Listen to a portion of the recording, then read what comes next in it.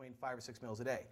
The whole concept here is taking the same amount of calories that you would be getting in 2 or 3 meals, and by spreading it out better through 5 or 6, you're getting less calories at once, so you're far less likely to store any calories as fat.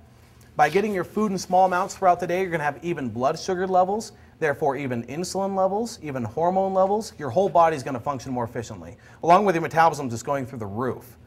Remember that first example I drew out on the board of the guy losing muscle? Well, think about your typical American diet. Think about a diet that you're only getting protein once or twice a day. Now compare that to a diet where we're getting protein in small amounts evenly 5 or 6 times a day. You're far more likely to maintain your muscle, possibly build muscle. Rule number 1. Rule number 2 talks about controlling your ratios, okay? You want estimately, and this is the rule, by the way, everyone always wants to argue about, so we'll see what kind of group you guys are. You want estimately 60% of your calories to come from carbohydrates, 20% of your calories to come from protein, and 20% of your calories to come from fat. Now, why did I say this is a rule that everyone always wants to argue about? Carbohydrates. Yeah, Atkins, what's the most common diet on the market right now? Low-carb diets, okay? Now, I'm getting in front of you guys, and I'm talking to you about fat loss, and I'm telling you that you want 60% of your calories to come from carbohydrates. That's crazy, isn't it? Well, actually, when you look at good science, and you're not just looking at the most common diet that's on the market, carbohydrates are your body's primary source of energy. So when you cut out your body's primary source of energy, there are a lot of health problems that are associated with that kind of dieting. And a lot of these health problems are becoming a lot more well known now through research studies that have been done, but heart disease, osteoporosis, bone disease, kidney failure. The one health problem that I want you to remember more than any other in regards to weight loss is that on a low-carb diet, you're far more likely to lose muscle. Now, that is a non-arguable fact. And clients try to argue it all the time. They're like, well, Rick, how could I lose muscle? I'm eating plenty protein, and protein's for muscle repair. And it's true that protein's for muscle repair, but carbohydrates are what help deliver the protein to the muscle. So when you cut out your carbohydrates, you're more likely to lose muscle during a weight loss program, which means when you're done, you're more likely to what? Gain the weight right back, okay? So we need to keep carbohydrates in your diet. However, there's a flip side to this whole subject as well, because there is some truth to the low-carb fad that's on the market. There is some truth to it, and that is that there's a lot of carbohydrates that are extremely bad for fat loss. Okay? We're talking about high glycemic, high sugar value carbohydrates. How many of you have ever heard the term the glycemic index? A couple of you. Go ahead and flip through your information packet again until you find the page that talks about the glycemic index. The glycemic value of a carbohydrate, to put it as simply as possible, is basically the sugar value of a carbohydrate. Okay? All carbohydrates break down to sugar in your body. The difference is some of them break down in sugar quickly, and your body has to use them for energy quickly. Anything it can't use for energy almost immediately, it has to store as fat. Other carbohydrates break it down into sugar slowly, which means your body can use them for energy slowly, so your metabolism is going to run much more efficiently. Take a look at this page. You might find it interesting. Take a look at fruits. I want you to see that higher glycemic fruits, which would be bad for fat loss, are on the left side of the page, and lower glycemic fruits, which are going to be better for fat loss, are on the right side of the page. So you can see that bananas and raisins and dried fruits, these are higher glycemic. So if you're on a fat loss program and 10 o'clock at night you're shoving bananas in your face because you think they're good for you, and they are, but you're wondering why the scale's not going down, this information is going to become important. Take a look at vegetables for me. Take a look at carrots. Where do carrots rank? 90? Where's honey? 87. So what are you telling me? Carrots have a higher sugar value than honey. How many have ever seen someone trying to lose weight eating carrots? Right, but that's not all. What are they doing with them? Dipping them in ranch.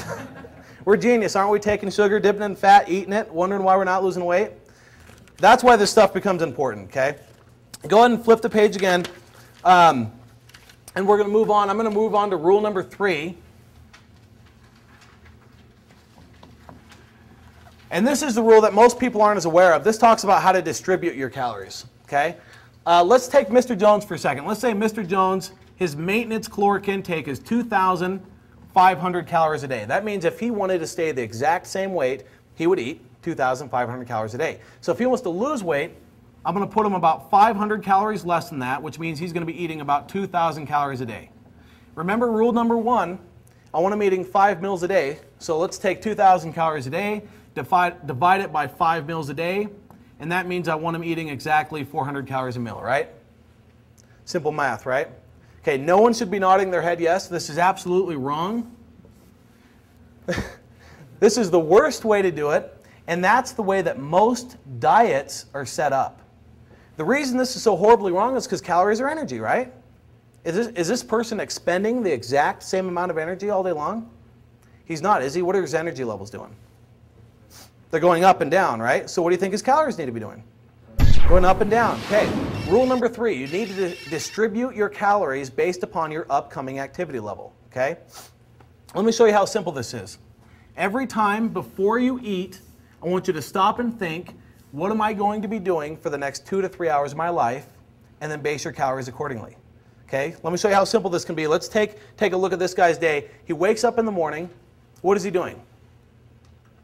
He's a little bit more active, isn't he? He's rushing around the house. He's getting ready for work, getting the kids ready for school while his wife sleeps in. Right? No? All right, but he's more active, right? So let's give him, is 400 calories enough if he's more active?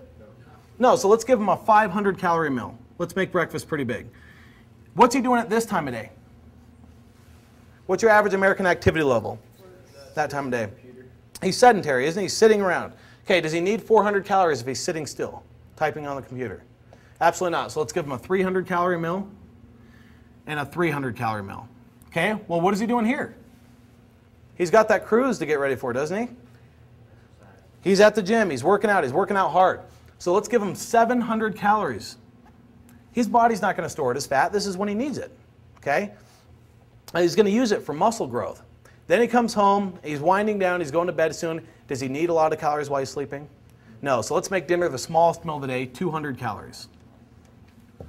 And you go about it something like that. The problem is that this isn't your typical American diet. Let's take a look at your typical American diet and see if you guys can see the problem, okay? Your average American who wakes up in the morning, rushing around the house, he's late for work, he's trying, he know, from the second he wakes up, he knows he wants to lose weight. Does he even eat breakfast?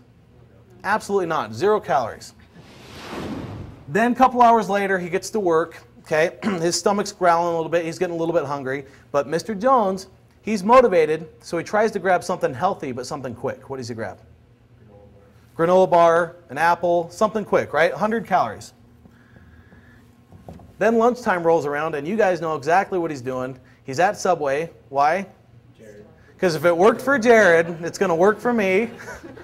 400 calories, Subway sandwich. And then this meal he skips again. Remember, your average American's not eating 5 times a day, are they?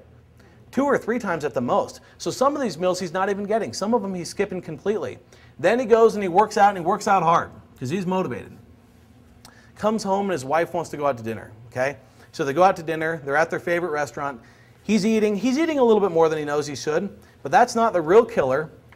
The real killer is when dessert rolls around, okay? Now, Mr. Jones is sitting there in that chair, and he's looking at that dessert, and he knows he shouldn't eat that dessert, but what is he thinking in his head? How does he justify eating that dessert? I was good all day. Yeah, I was good all day, plus what? I just got done working out, so I can screw up a little bit, I can cheat a little bit, it's not going to hurt me, so 2,000 calories. Woo! 2 to 3 hours later, when his body's finally ready to utilize those calories, what is he doing? Sleeping. And what is his body doing with those calories? Storing them as fat. That's right. And 3 weeks later, guess what he's doing? He's actually sitting in front of me going, Rick, I don't know why I'm not losing any weight. I'm working out every day. I'm eating healthy. I'm eating Subway sandwiches and apples. I don't know I'm not losing weight. And he can't see the problem. But do you guys see the problem?